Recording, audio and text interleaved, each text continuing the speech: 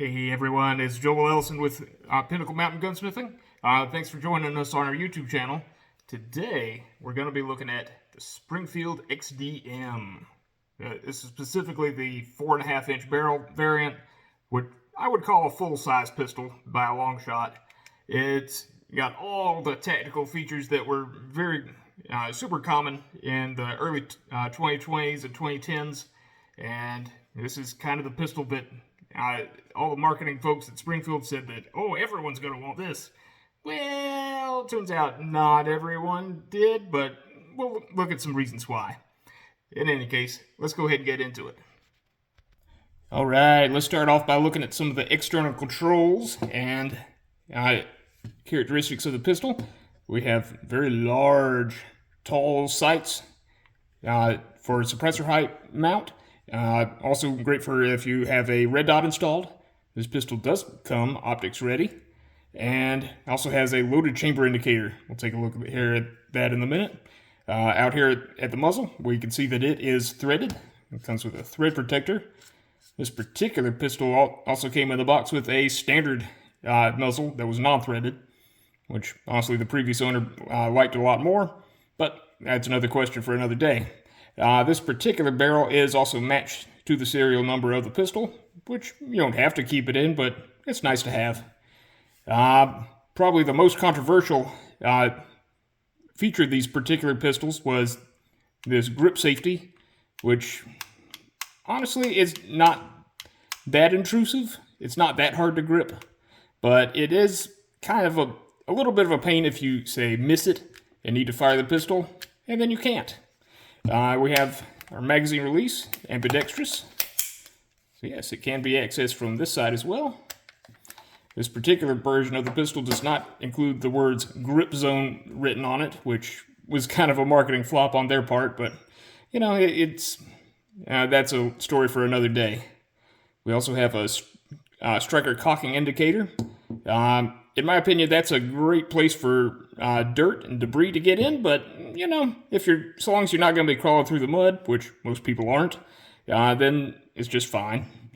Our magazines, however, are actually a pretty impressive 19 rounds of 9mm. Whew, that's a lot of shooting. But in any case, we have our grip safety and our striking indicator there.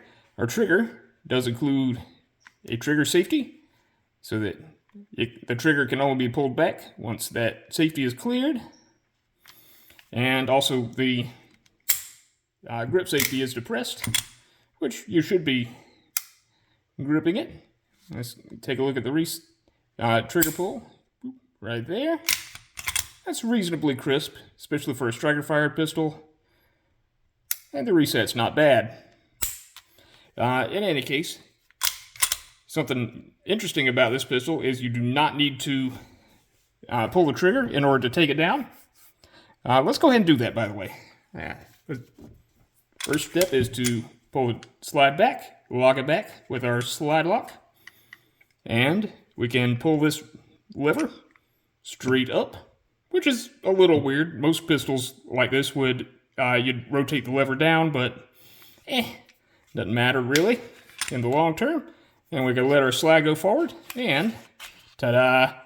Notice we didn't have to pull the trigger in order to get the slide off. Alright, here's where it gets a little weird. Unlike most modern pistols, the recoil spring on this particular one is not captive. Yeah, it's just kind of loose in there. The pin is hollow, but which does reduce the weight a little bit while still maintaining strength, but it's a little weird that it's not captive. It's a little odd. And we have our threaded barrel here. In order to get it out, we have to remove the thread cap. You could put a muzzle brake or any number of other muzzle devices on the end, which, you know, this is a pretty standard tilting barrel Browning style lockup with and that slides right into the top of the slide. And that's really all you need to do to take this down for service. And yeah, it's pretty straightforward. Not a whole lot going on, and that's kind of the point. There's slide lock there. We have our reset here. But of course, the trigger will not do anything if the disassembly lever is not down. But once it is down, and we're also pushing our grip safety in, you can see the sear. It pulls the striker back just a little bit further and then lets it go once it drops below a certain level. And here's our trigger reset. Boop. And that just drops the trigger bar down. Pretty straightforward stuff. This lever here is just activating the drop safety, which is this little guy this big old guy right here. Yeah, that just allows the striker to go all the way and actually protrude through the breech face. Yep, pretty straightforward. Yeah, it's a striker-fired polymer frame, double-stack 9mm pistol. Not much more to say than that. Let's see, but I'm going to try here. In any case, we've got a large unlocking block right up here. All seems to be steel. And back here we have some actual polymer rails, which are bolted into the pistol. I don't know, that's a choice. In any case, let's go ahead and get this pistol back together, and I'll demonstrate the loaded chamber indicator, and we'll share some final thoughts. Stand by. All right, here we are with the pistol back together. This particular one comes with two 19-round magazines. This particular one has a few dummy rounds in it for demonstration purposes only. And it comes with a rather nice hard-sided case. And this also contains other little goodies. You noticed how the pistol was, we noted how the pistol was optics ready for the factory. It also comes with 3 optics plates for all the popular red dots around. Some extra screws, Allen wrench, a few more screws, 2 back straps, one both smaller and another larger to fit even the weirdest sized hands. And we also have our standard barrel, non-threaded. A little bit of a bulge there on the end just to get some secure lockup. We also have a little lube still in the box, the obligatory pistol lock, and also a cleaning brush, just because it's a nice to have, along with all the manuals and things in a nice foam case. All right, let me go ahead and demonstrate the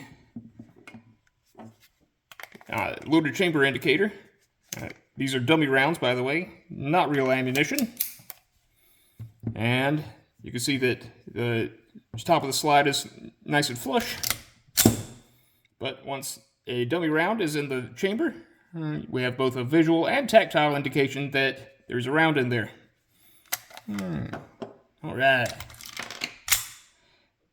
Let me go ahead and get my trigger gauge, and we'll go ahead and try out the trigger pull. Stand by. Okay, for our trigger pull demonstration, I have tied the grip safety back, just for convenience and to make this a little easier to do on camera. We have our digital trigger gauge. Let's go ahead and see what our trigger pull is going to be. 4 pounds, 12 ounces. So far, pretty good. Let's do one more, just to make sure we're not totally off base. 4 pounds, 0.3 ounces. Most of the variation in this is probably just me and the varying angles I'm holding this at. 4 pounds, 7 ounces. That's about average. See, average of those 3 pulls is 4 pounds, 6.6 ounces. So yeah, about 4.5 pounds. Yeah, that's pretty average for most striker-fired polymer frame pistols, especially nowadays. But yeah, it actually feels pretty decent. These are really nice pistols that I think they haven't gotten their due in the marketplace. But if you want to pick one of these up, we can help you out with that. These are not for sale on YouTube, but on other venues. And if you want to come by, see us in person, We have our address on our website, pinnaclemountaingunsmithing.com. This particular pistol will be at the Anderson Gun Show, and we'll be happy to help you out and set up an appointment to come see us. If you can't support us that way, we appreciate you liking, comment, and subscribing to our videos, and we'll look forward to seeing you soon. And in any case, this has been Joel with Pinnacle Mountain Gunsmithing, and we'll hopefully see you around the block. Thanks. Bye.